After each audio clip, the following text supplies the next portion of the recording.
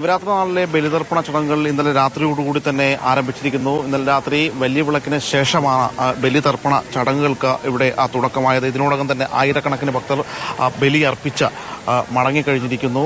സാധാരണഗതിയിൽ കർക്കിടക വാവിനും അതോടൊപ്പം തന്നെ ശിവരാത്രിക്കുമാണ് ആലുവ മണപ്പുറത്ത് ഏറ്റവും കൂടുതൽ ആളുകൾ ബലിതർപ്പണത്തിനായി എത്തിച്ചേർന്നത്. ഈ നാളുകളിൽ ബലിയർപ്പിച്ചാൽ പിതൃക്കൾക്ക് മോക്ഷം കിട്ടും എന്ന ഒരു വിശ്വാസം അതുതന്നെയാണ് കൂടുതൽ ഭക്തർ ഈ ക്ഷേത്രത്തിലെത്തി ബലിതർപ്പണത്തിനെത്തുന്നത്. നാക്കിലയിൽ അരിയും പൂവും ദർഭയുമെല്ലാം ഉൾപ്പെടെ പിതൃക്കളെ ഓർത്ത് പിതൃക്കളുടെ മോക്ഷത്തിനു വേണ്ടി പഞ്ചാക്ഷര മന്ത്രങ്ങൾ ജപിച്ചുകൊണ്ട് ബലിയർപ്പിച്ച് ഈ ക്ഷേത്രത്തോട് ചേർന്നുള്ള പെരിയാറിലെ ഈ പുഴയിൽ കുളിച്ച് ക്ഷേത്ര ദർശനം നടത്തിയാണ് ഇവർ മടങ്ങുക.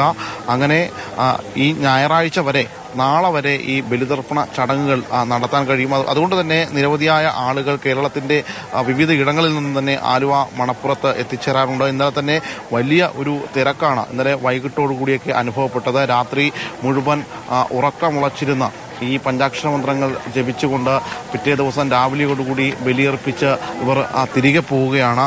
എന്തായാലും നിരവധി ഭക്തർ ഇങ്ങോട്ടേക്ക് ഈ ബലിതർപ്പണത്തിന് വേണ്ടി എത്തിച്ചേരുന്നു എന്നത് അതൊരു വിശ്വാസത്തിന്റെ കൂടി കണക്കിലെടുത്താണ്. കാരണം ഈ ഒരു ക്ഷേത്രവുമായി ബന്ധപ്പെട്ട ശ്രീരാമൻ മുൻപ് ജടായുവിന് വേണ്ടി ബലിയർപ്പിച്ചൊരിടം കൂടിയാണ് ഇത് എന്ന ഒരു വിശ്വാസത്തിന്റെ കൂടി അടിസ്ഥാനം ഇതിലുണ്ട്.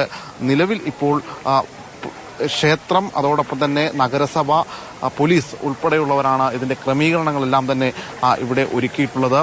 ഈ ക്ഷേത്രത്തോട് ചേർന്നുള്ള ഈ പെരിയാറിന്റെ ഈ പുഴയുടെ തീരത്ത് ഭക്തർക്ക് ബലിയർപ്പിക്കുവാൻ വേണ്ടിയുള്ള എല്ലാ സൗകര്യങ്ങളും ഇവിടെ ഒരുക്കിയിട്ടുണ്ട്.